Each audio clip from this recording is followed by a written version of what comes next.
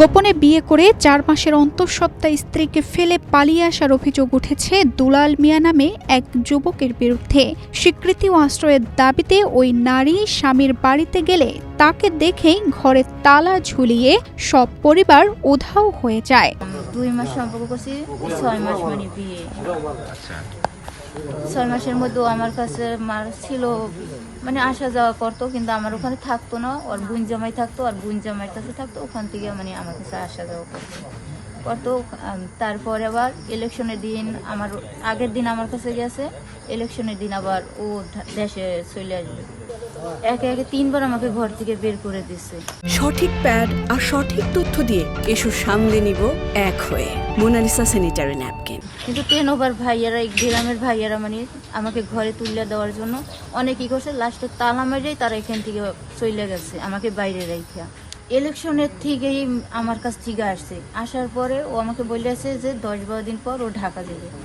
এটা বললে যে আসে, তারপরে আর এখন পর্যন্ত যায় না। ফির আমাকে তারিখ দেয়, তারিখের পর তারিখ দেয়, কিন্তু যায় না। আগামীকালকে ও যাওয়ার কথা ছিল সকালবেলা। তারপর আমি বলছি যদি তুমি সকালবেলা গাড়িতে না ওঠো, আমি বললাম নাইটের গাড়িতে আমি উঠবো। পরে কয় না, আমি সকালের গাড়িতে উঠবো, কিন্তু ওঠে নাই। আমি তারা বলছি, তারপর আমি নাইটের গাড়িতে উঠছি। আজকে সকাল 6:30 বাজে এসে আমি এখানে আসছি। জানা যায় কুড়িগ্রামের ফুলবাড়ী উপজেলার ভাঙামোড় ইউনিয়নের উত্তর রাবাইতড়ি এলাকার বাসিন্দা দুলাল মিয়া ঢাকায় রাজমিস্ত্রির কাজ করার সময় বরিশালের গৌরনদী উপজেলার এক বিধবা নারী রাশিদা আক্তার সাথীর সঙ্গে প্রেমের সম্পর্কে জড়িয়ে পড়েন তিনি। পরে প্রায় 6 মাস আগে তারা গোপনে বিয়ে করেন।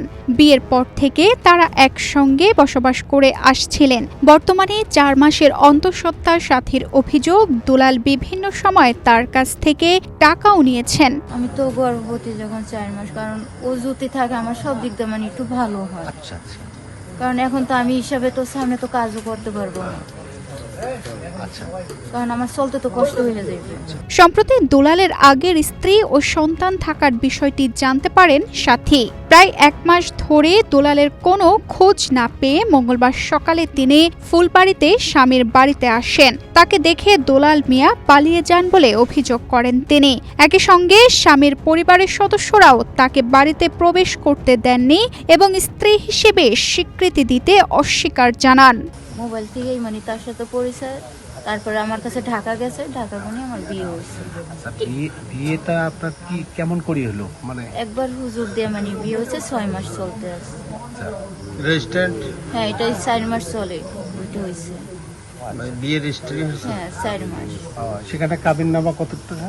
মানে আমি 5 লাখ দিতে বলছি, এখন দেখি যে কাবিননামার মধ্যে 50,000 টাকা। 50,000 টাকা। এখানে মানি চালাই। ও যে বিয়ে করছে তাও আমাকে জানায় না যে অল্প বউ আছে, কিন্তু আমি এখানে আইসা দেখি যে বউ আছে। মানে যখন বিয়ে করছে কি তখন ছিল? হ্যাঁ, তো নামে আছে নাই, ঢাকা দেশের থেকে যাইয়ে আমাকে বিয়ে করছে। ও বলছে যে ওর বউ নাই, কোনো মানে বিয়ে করে না, এটা বলছে। এখন আইসা দেখি যে বউ আছে। তার বউ আছে? আর কি আছে বউ? আর একটা ছেলে আছে। এ বিষয়ে এলাকাবাসী বলছেন, একটা মেয়ে এখানে আসলো, তা আমি জিজ্ঞেস করলাম কি আপনি বা কোথা থেকে আসলেন। তখন আমাকে বললো যে এখানে আবু বক্করের, মুক্তিযোদ্ধা আবু বক্করের নাতি দুলাল হোসেন আমাকে বিয়ে করছে 6 মাস আগে।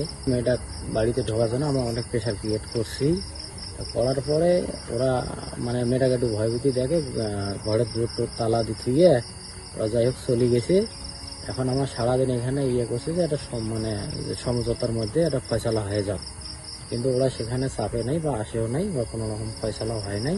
এখন যে জায়গায় মেয়ের ঘটনা ঘটছে সে জায়গায় এখন মানে আসে না, যারা মানে যে ছেলে বিয়ে করছে সে ছেলে আসে না, না আসার সাথে এখন কেউ মানে মানি না নেওয়াতে আমরা আবার পুলিশ লাইনে ফোন দিচ্ছি।